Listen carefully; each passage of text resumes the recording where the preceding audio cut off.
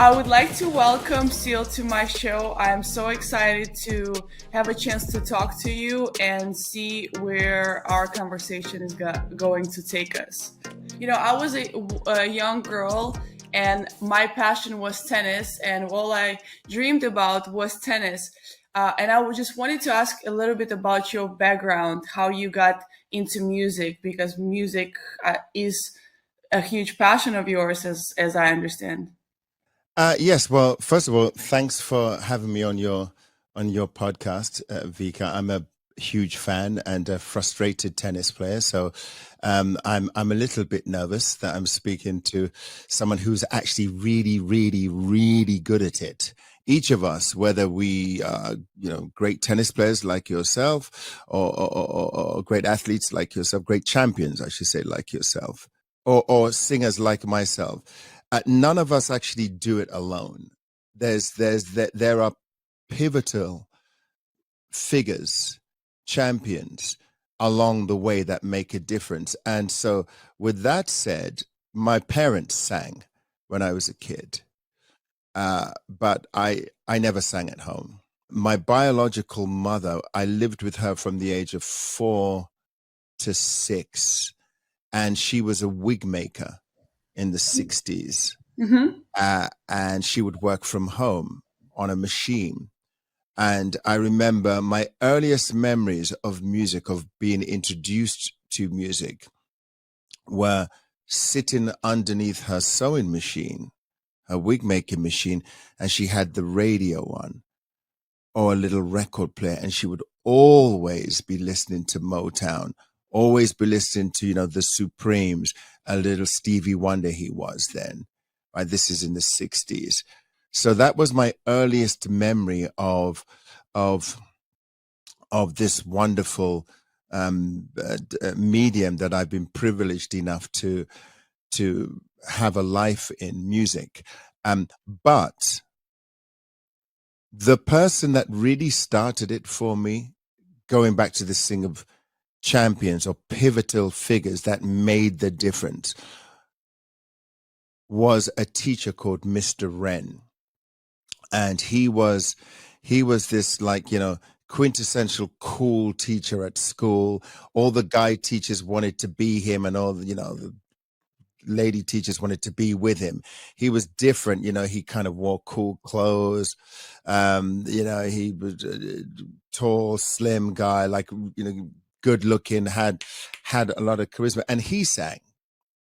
And I wanted to be just like him. And he, I wasn't very good academically, but I was always kind of, I guess, like most of the people in my class, we coming from a very low income blue collar area.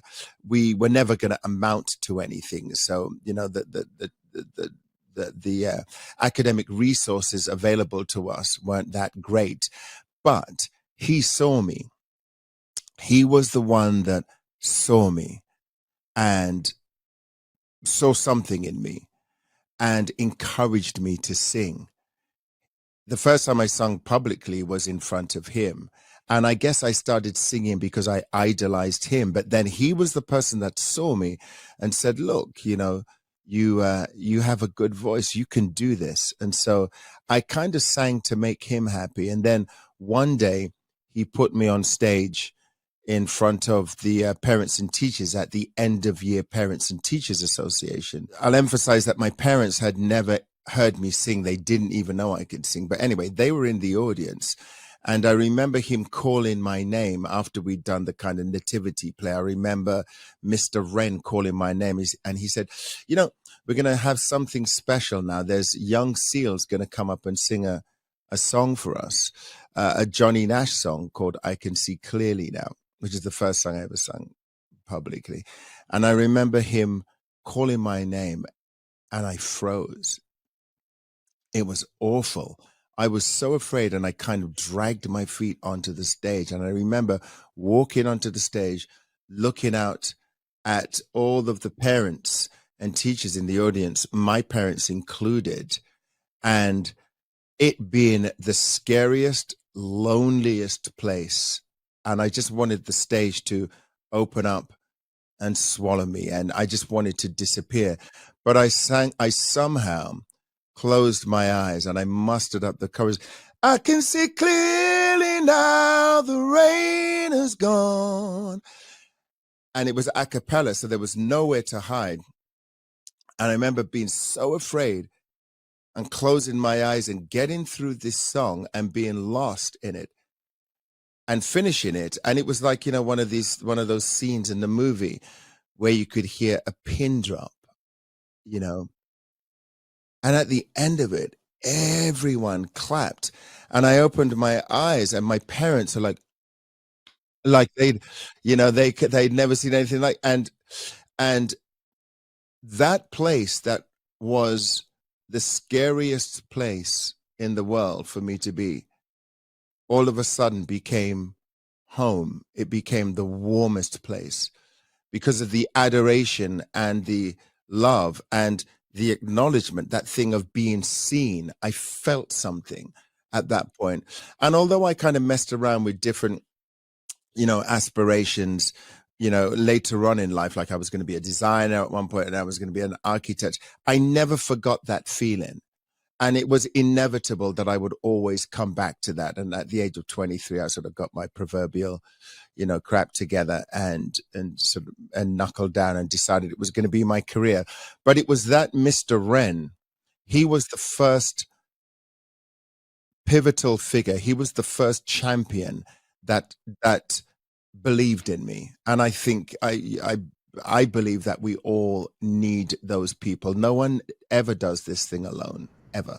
I absolutely agree, which is interesting that in my story with tennis, actually none of my parents, nobody in my family had any idea what tennis is. It was never on TV. There were no tournaments in Belarus for me to be inspired by. And a lot of people ask me all the time how I started playing tennis, and I always say, I think it was my destiny, because there have been so many things that just happened to click for me to be able to be here. It doesn't look like luck. It doesn't feel like being just in a right place at the right time. It really feels like my destiny, because I remember when I was a kid and I started to play tennis. I had this first amazing coach who really, as you said, the champions that inspire you uh, to kind of open yourself up to experience that obviously is super new to you. You don't know how it's going to go. Also, as a kid, you don't think about it too much into the future. But I remember being young, and I always played against the wall, and wall was my opponent. The ball was always coming back. And from whatever reason, I've never heard I think visualizing, right, or mental training or etc. I was 9 years old, and I would imagine myself very, very clearly. I still remember that feeling playing against Steffi Graf in Wimbledon, because then I saw, in my tennis center, they would show sometimes matches and you just stay there glued to the TV. And that was like, those little moments inspired me. But it was always interesting for me to kind of look back and say, you know what, where did it come from? Like, where nobody has showed me, nobody really has told me, okay, this is maybe how to do it. But there were people that inspired a thought, inspired an action, and it's such a beautiful thing. And I absolutely agree that nobody does that alone. It's really interesting thing that how you find yourself. And I love to hear people's stories of like what you're saying, the first moment you saying it was the scariest place, and then it becomes your life, and you travel the world. People know your name, which is, by the way, so cool, because everybody knows you by just one name. It's like, Mhm. Seal, Adele, Cher, it's Madonna. It's so cool. It's not, the athletes don't only if you you get to also have that type. When you name Serena, Roger, everybody kind of know just by their first name, which is Mm. very, very cool for me. To hear how you found yourself all of a sudden with this love for tennis. You said that they played videos of Steffi Graf at your tennis club, and then there was a coach. But my question to you is, what was the first thing, your introduction into tennis? My first introduction to tennis was me starting school, first grade, and coming after school to my mom's job. My mom started working in a tennis center that had nothing really to do with tennis. She was just doing different, things there. And I was coming from school, and she had to distract me somehow, so she gave me a racket. She found some racket and a tennis ball. I said, hey, go play against the wall. And I started in this gymnasium. It was empty at that time, and a group of kids, about 30 kids with a coach, came in, and they looked at me, and I was really shy, when kind of in the corner, and they told me, would I like to join their group? And I said, no, I'm scared, and I ran away. And then I ran to my mom, and I said, hey, well, this stopped. And she just, okay, well, let's go see. So she brought me back there and said, why don't you go, just try Join. and see. So she really needed to get rid of me, basically, in that moment. What I remember from that feeling was the fun that was around, to be around the group of people, and the way the coach structured the class, where we were always playing games. It wasn't about hitting the ball, it was about coordination, and it was really, really fun. So, and after we kind of started playing a little bit more on the courts, my mom just said, you know what, to the coach, like, do whatever you want to do with her.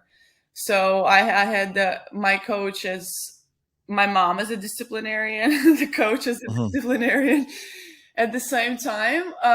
But yeah, I'm the interest that I had from my first coach is that love for the game that I still have to this day. So I never forgot that moment.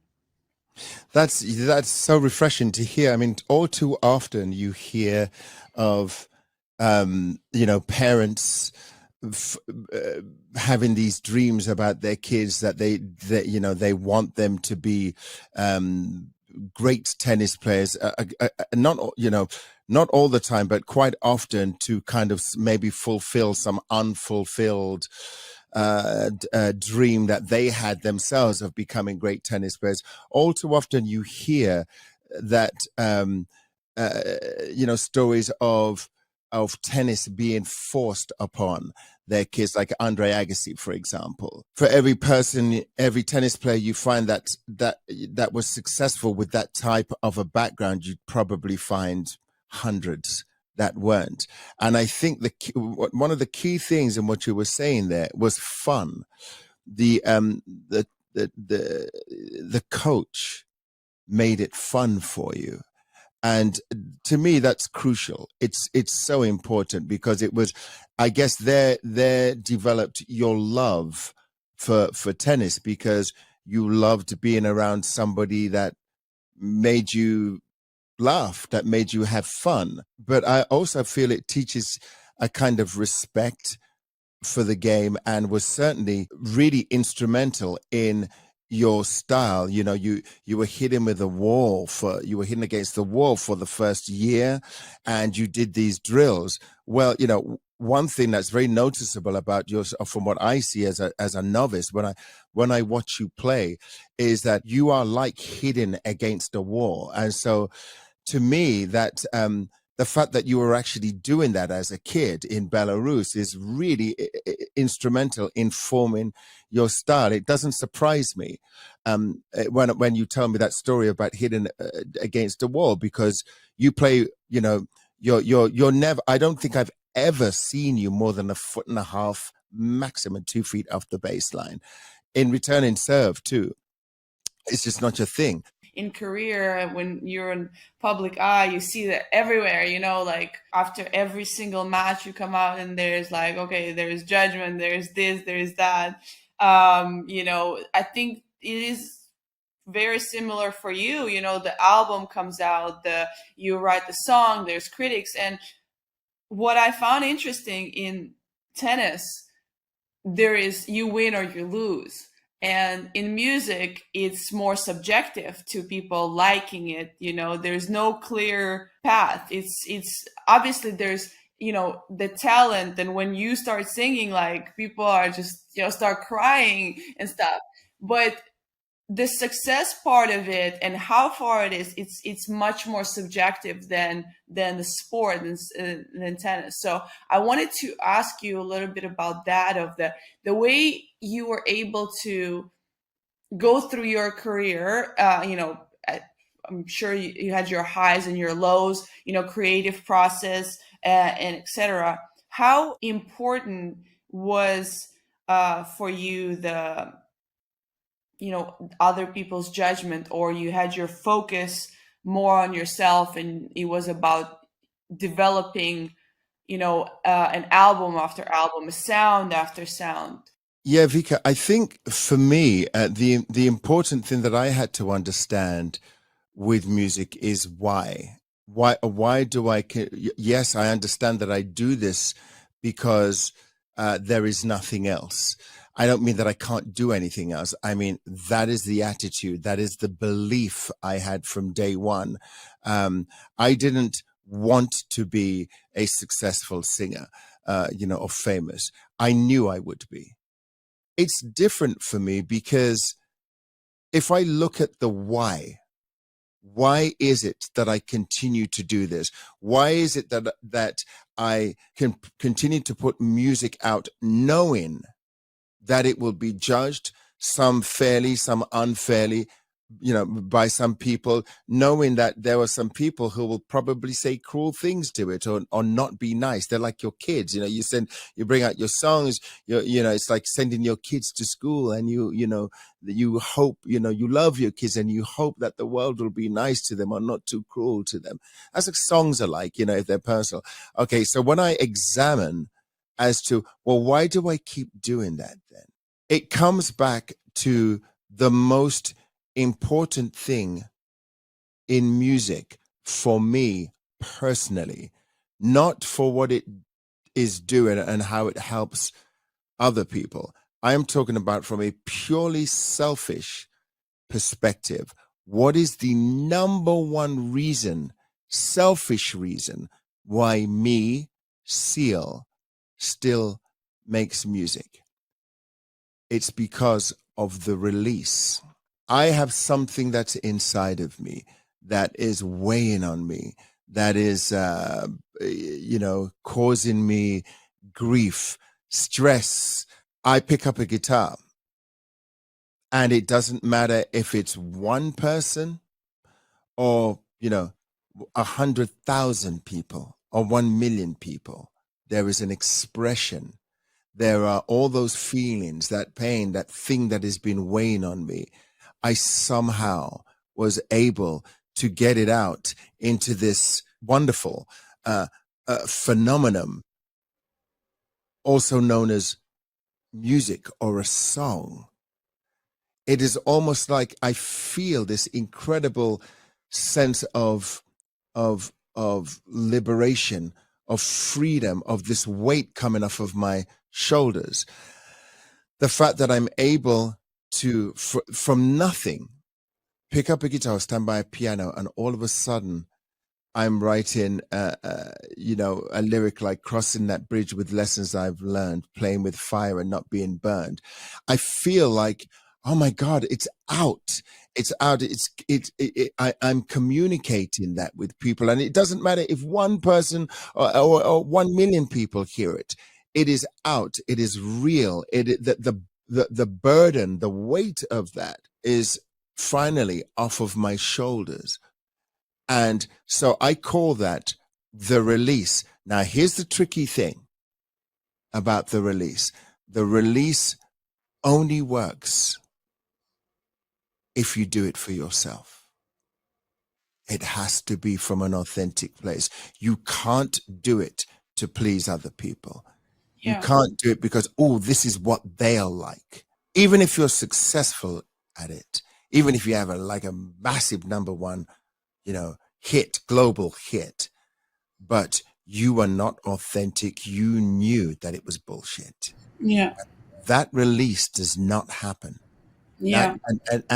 and it doesn't matter how many people tell you you were great, you know how much money you get from it. There will be an emptiness, a sense of unfulfillment, and so to compromise by doing it for to appease other people, or doing it for for anyone other than yourself, is a mistake, in my opinion. As I mentioned earlier on, I make music, I sing for a living. I just happen to get to be able to make a living out of it. I would do it anyway. I'm the luckiest person on the planet. I wake up every day and I go, oh my God, I cannot believe how fortunate I am in my life, that I get to do the thing that I love, the thing that I would do anyway, but I get to do it for a living.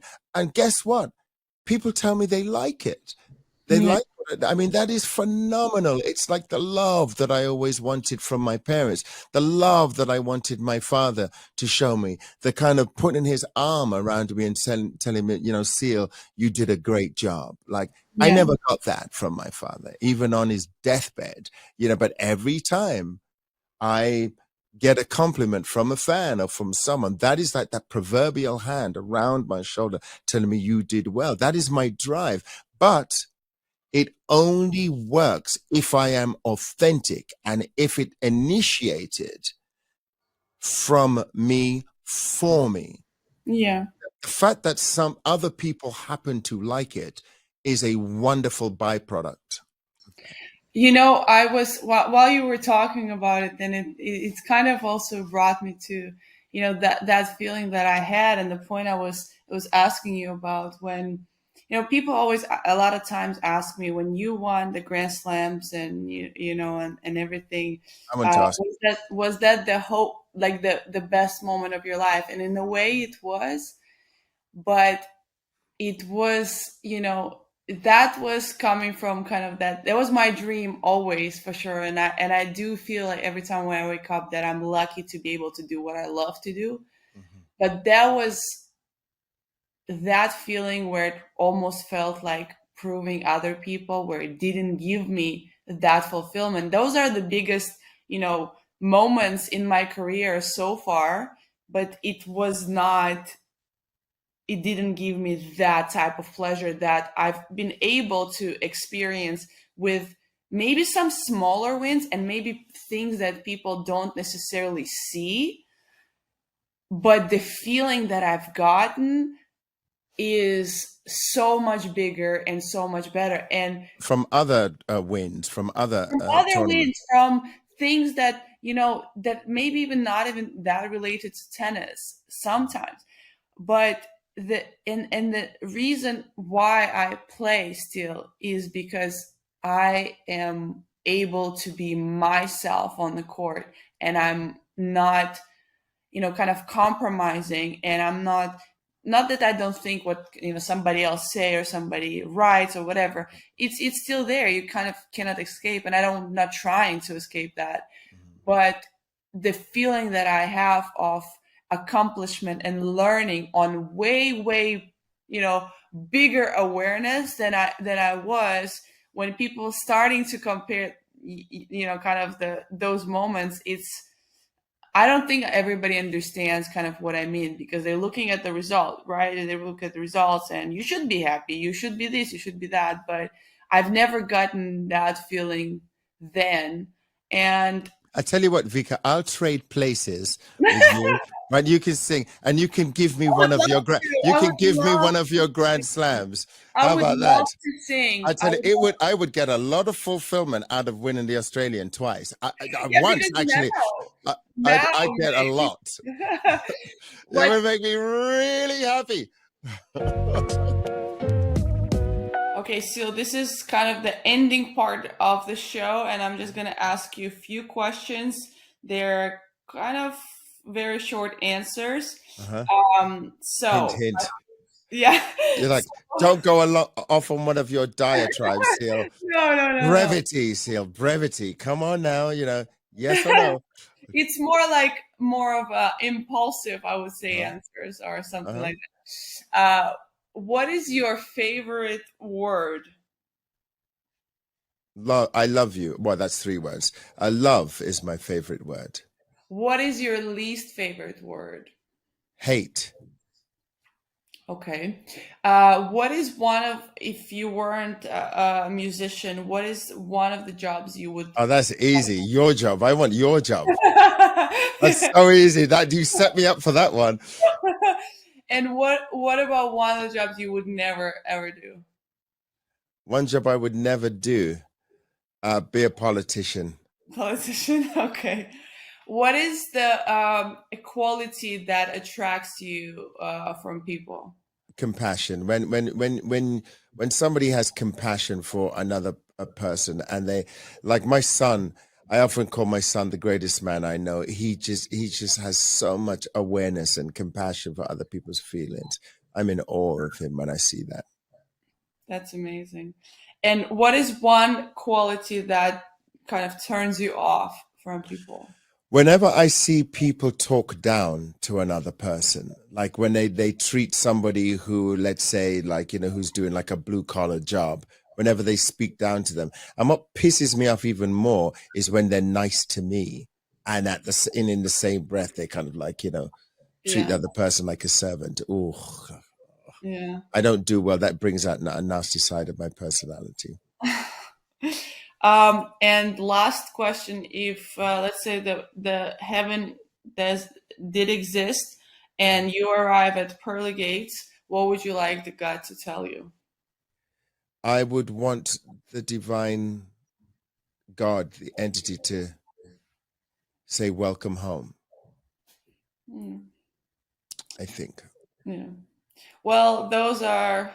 I could speak to you for hours and hours and hours, Likewise, sweetheart. but I would just like to thank you so much for such an insightful, delightful conversation. I had Oh, so much fun. I've learned so much, and it's been truly amazing. I would love to see you play because you've talked so much about tennis. Now I have to. oh my God. No, you know what? Let's just leave it there because, because from what you're saying, I get in that you think I'm like, a fairly nice guy, fairly great. You do not want to watch me play tennis. It will ruin this whole thing. Um, so please, no, jokes aside, Vika, it's been, I think it's fairly obvious the admiration and the respect I have for you and what you do. Um, you're living the dream, the dream that people like myself dream about. It's been truly an honor and a privilege, and I can't wait to see you on the court again. And it will give me so much more enjoyment watching you play next time, because you've allowed me the rare opportunity to be there with you, to just, whether I'm watching on TV or in the stadium. I think I'm I will root for you that much harder, Thank because you so much. I will But I remember will this. make a deal for you. Yes. If you let me see you play, maybe maybe I will try to sing. This will be on the Okay. equal level Oh my God. because Oh, I oh am no. too I'm on already freaking out. because I am too on the conscious incompetence of a singer of that because you're you're the passed the conscious first phase. incompetence. What? Yeah, Oh I've dear. passed the first phase where Yeah. after I've recorded myself singing, I've realized that. So Oh, okay. I tell you what, I see. Every time I think I'm progressing with tennis, I just pluck up the courage to get a recording and to see myself on video, and I'm like, you're still doing it. Oh. God, like it drives me nuts. But again, I love the work. There's a lot of very shameful voice notes of me attempting to sing, so I can understand you from a different perspective. Well, well, I feel like not only have I had the pleasure of meeting you, but I feel like I've made a friend. So thank you for having me on your podcast, and go Vika.